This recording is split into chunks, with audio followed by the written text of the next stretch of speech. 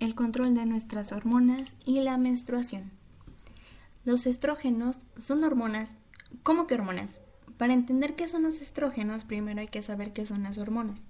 Bueno, las hormonas son mensajeros químicos secretados a la sangre por células especializadas. Son responsables de muchas funciones en el organismo. Los procesos que están bajo el control de las hormonas incluyen el metabolismo, la regulación del medio interno como la temperatura, balance hídrico, iones, etc., la reproducción, el crecimiento y el desarrollo. Entonces, solo imaginemos todo lo que ocurre en nuestro interior cuando una de estas sustancias químicas no funciona o no es secretada correctamente. Exacto, todo se descontrola, pero eso lo veremos un poquito más adelante. Ahora que sabemos qué es una hormona y que el estrógeno es una hormona, podemos definirlo como una hormona sexual esteroidea, esto es derivada del colesterol, de tipo femenino y son responsables del desarrollo y la regulación del sistema reproductivo femeninos y por supuesto del desarrollo de las características sexuales secundarias como el crecimiento de las mamas, la aparición de la menstruación o el ensanchamiento de las caderas. Sin mencionar que los estrógenos tienen gran importancia en muchas otras funciones del organismo, como el mejoramiento del aspecto de la piel, el reforzamiento del funcionamiento del sistema cardiovascular y en el sistema óseo, evitando la pérdida de calcio y su correcta mineralización, por lo que evitan que los huesos se vuelvan frágiles, entre muchas otras funciones.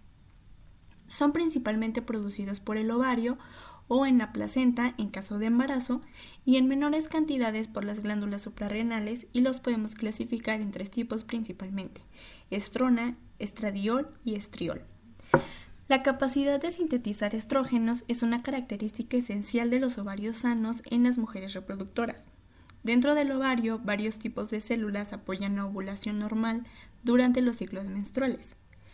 Los ovarios son parte del sistema reproductivo de la mujer, acompañados por el útero, las trompas de falopio, el cuello uterino y la vagina. Las mujeres tienen 2 ovarios, uno a cada lado del útero. Cada uno es del tamaño y forma de una almendra y serán los encargados de secretar a los óvulos, las células sexuales, los gametos femeninos, los que en el momento indicado estarán preparados para encontrarse con un espermatozoide o en caso de no ocurrir, se produzca lo que conocemos como regla o menstruación. Durante el proceso de foliculogénesis, proceso de maduración del folículo ovárico, las células de la granulosa participan en la síntesis de estrógenos específicos. Para esto hay que ver más de cerca la estructura de un folículo ovárico y su desarrollo para finalmente ser maduro. Los folículos ováricos básicamente son las unidades de la biología reproductiva femenina, que consisten en el ovocito rodeado de células denominadas células de la granulosa y células de la teca. Sin embargo, no todo inicia así. Este proceso es largo, aproximadamente 15 días. Para que finalmente se produzca un folículo maduro, debe de atravesar por una serie de transformaciones, es decir, pasar de un folículo primordial a un ovocito primario rodeado de células foliculares, en donde éstas pasarán a ser células de la granulosa, dando lugar a un folículo primario, después a un folículo secundario, en donde se observa una capa de células de la granulosa y sobre éstas se observan células de la teca. Finalmente hay un folículo maduro, también conocido como folículo de Graf, listo para la ovulación. Los folículos se encuentran en el interior del ovario. Una vez iniciado el proceso de crecimiento y desarrollo, culmina en lo antes mencionado, la ovulación. Y ahora es cuando nos preguntamos cómo el desarrollo del folículo está relacionado con la regulación del ciclo menstrual. Las células de la teca no pueden producir estrógenos, pero producen andrógenos. Por el contrario, las células de la granulosa no pueden producir andrógenos a partir de progesterona, pero pueden convertir el andrógeno proveniente de las células de la teca en estradiol. Y esto ocurre gracias a una enzima aromatasa. Por lo tanto, en los folículos en crecimiento, a medida que se va desarrollando, también va incrementando el nivel de estrógeno en nuestro organismo. ¿Y esto qué significa? Que viene la temida regla o menstruación. Ahora vamos a meternos un poco más en relación a estrógeno más otras hormonas igual a menstruación. La síntesis y secreción de estrógenos es estimulada por la hormona folículo estimulante, que a su vez es controlada por la hormona liberadora de gonadotropina. Es decir, todo esto inicia en nuestro hipotálamo. El hipotálamo libera pequeñas cantidades de GnRH antes de la pubertad. Sin embargo, una vez que ésta llega, estas pequeñas cantidades aumentan. GnRH permite que los folículos inicien su desarrollo. Llega a la glándula pituitaria liberando a dos hormonas más, la hormona folículo estimulante y la hormona luteinizante. La hormona luteinizante se une a los receptores que hay en las células de la teca, induciendo la producción de progesterona, mientras que FSH se une a las células de la granulosa, donde con ayuda de la enzima aromatasa se lleva a cabo la liberación de la hormona principal del video, estrógeno. Por lo tanto, si FSH estimula el crecimiento de los folículos, las células de la granulosa producen más estrógenos, además de secretar activina, que a su vez estimulará la producción de FSH, dando como resultado todavía más estrógeno. Si nos vamos a los primeros días del ciclo menstrual, los niveles de estas hormonas serán bajos y comenzarán a subir gradualmente. Aproximadamente 3 días antes de la ovulación, el estradiol o estrógeno comenzará un ascenso rápido y como consecuencia un aumento brusco en la hormona luteinizante, alcanzando sus máximos niveles.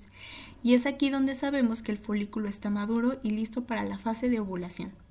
Con todo esto, no está de más decir que esto explica por qué la síntesis de estrógeno depende del estado reproductivo de cada persona y alcanza sus niveles más altos durante los años reproductivos y disminuye en el periodo posmenopáusico.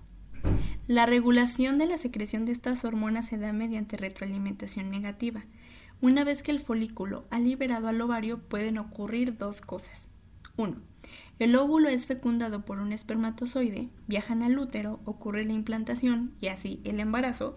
O 2. Ocurre la menstruación, la salida del óvulo del organismo. Sin embargo, ¿qué ocurre con el folículo que liberó al óvulo? La hormona luteinizante lo transforma en una máquina de producción de estrógeno a una productora de progesterona, conocido como cuerpo lúteo o también cuerpo amarillo. Durante el embarazo, el cuerpo lúteo comienza a producir suficiente progesterona hasta que se desarrolle la placenta y sea capaz de hacerse cargo. Por el contrario, si ocurre la implantación, el cuerpo lúteo comienza a degradarse, bajando los niveles hormonales y así desencadenando el periodo. Por lo que la principal hormona secretada por los ovarios es la progesterona. Una de sus acciones es la retroalimentación negativa sobre la glándula pituitaria para inhibir la secreción de FSH y LH. Es una forma de decirle al cuerpo que ocurrió la implantación y así no inducir la maduración de otro folículo.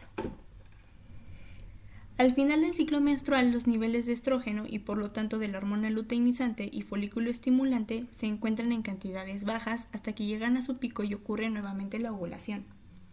Además de su función como hormonas naturales, los estrógenos se utilizan como medicamentos, por ejemplo, en la terapia hormonal para la menopausia o enfermedades relacionadas con la cantidad de hormonas femeninas en el cuerpo. Es decir, ¿qué ocurre en nuestro cuerpo cuando estas hormonas no funcionan correctamente? Una hormona activa a otra hormona, que a su vez activa a otra y esta otra, provocando una cascada hormonal. ¿Qué efectos tenemos cuando el estradiol u otra hormona femenina no está en las cantidades necesarias para que todo funcione bajo control?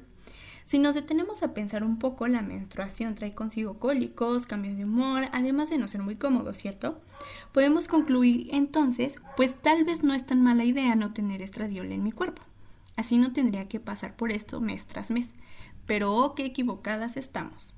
Un ejemplo de esto podría ser el síndrome de ovario poliquístico o SPO, si tomamos la inicial de cada palabra que compone su nombre. El síndrome de ovario poliquístico es una afección en la cual una mujer tiene un nivel muy alto de hormonas, específicamente de andrógenos. Está ligado a cambios en los niveles hormonales que le dificultan a los ovarios la liberación de los óvulos que ya son maduros. ¿Cuáles eran? Los estrógenos y la progesterona. Las mujeres con síndrome de ovario poliquístico tienen ciclos de ovulación que no se presentan mes con mes.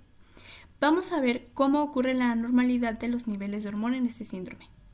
Dijimos que todo inicia en el hipotálamo, en donde la hormona liberadora de gonadotropina incrementa su concentración llegando a la glándula pituitaria, liberando a la hormona luteinizante y a la folículo estimulante, estimulando a la maduración de los folículos.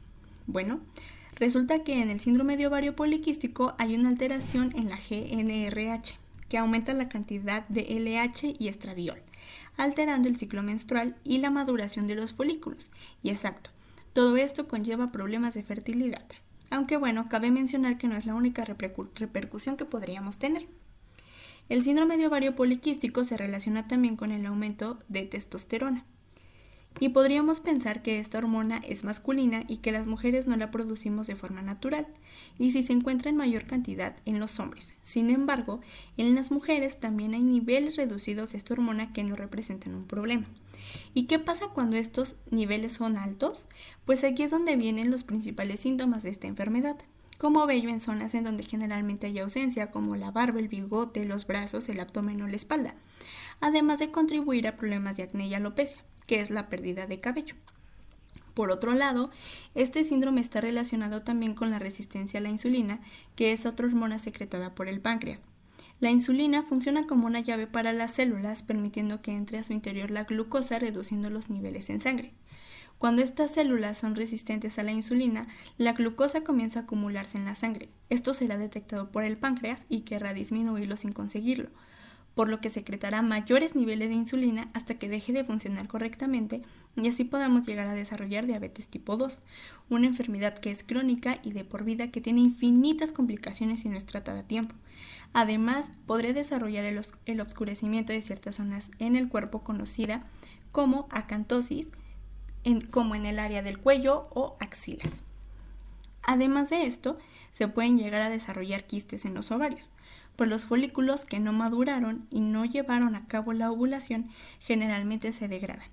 En el síndrome de ovario poliquístico, las ocasiones permanecen en los ovarios, formando unas bolsitas que permanecerán ahí y muchas veces es necesario someternos a una operación para que puedan salir de nuestro cuerpo. Y hablando de otra enfermedad que podría desarrollarse gracias a estos niveles anormales de hormonas, podría ser el cáncer de endometrio. ¿Cómo podríamos pensar que el ciclo menstrual, o más bien la anormalidad de él, podría terminar en algo mucho más serio como el cáncer? Y es aquí donde nos damos cuenta de que realmente menstruar mes con mes, ese óvulo y que salga, pues no es tan malo. En ocasiones, el síndrome premenstrual presenta muchas complicaciones para nosotras y es importante acudir a un ginecólogo en caso de sentir que algo no está funcionando bien. Sin mencionar que también podríamos desarrollar hipertensión y o problemas cardiovasculares. Hasta el día de hoy se desconoce la causa y sin embargo hay muchos estudios en marcha para saber qué factores desencadenan la aparición de esta enfermedad, como factores genéticos o problemas de obesidad. La forma más común de tratamiento del síndrome de ovario poliquístico es la píldora anticonceptiva. Al tomarlas, podríamos corregir el desbalance hormonal, disminuir los niveles de testosterona y así también disminuyendo el acné y disminuir el crecimiento del vello, regular los periodos menstruales y disminuir el riesgo de padecer cáncer de endometrio. Por esto, siempre es importante acudir a un experto en la salud y no automedicarse. Como conclusión, mes con mes podemos agradecer que nuestras hormonas están funcionando correctamente, pues ya vimos todos los problemas que podrían venir con su anormalidad. Y como los estrógenos, todos y cada una de las hormonas en nuestro organismo realiza tantos roles que son imprescindibles para una vida saludable.